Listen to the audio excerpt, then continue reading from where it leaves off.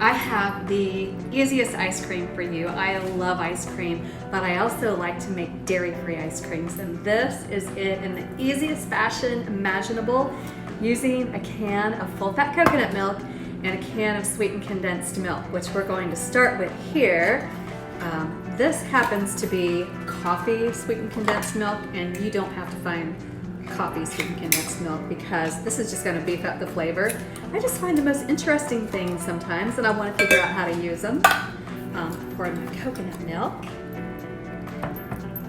Get it open. There we go.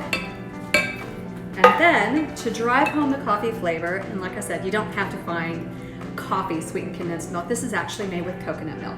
They make coconut sweetened condensed milk, and you can usually find it in most grocery stores now, which I love being able to use it for all different kinds of things. This is cold brew, condensed cold brew.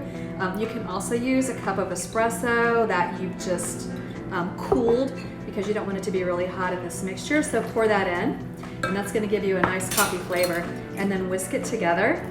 So far, so good, right? Super easy. That looks phenomenal already.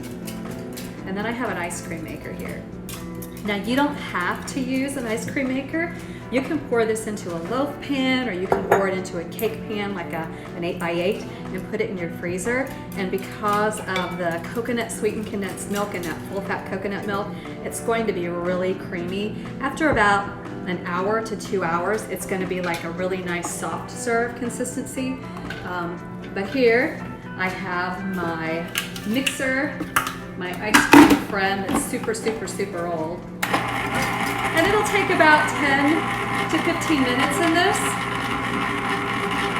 And after it starts to set up, then I'm going to drizzle in some chocolate hazelnut spread. So it's going to be coffee, chocolate, hazelnut, dairy-free ice cream. It's going to be so good. We'll see this in just a little bit.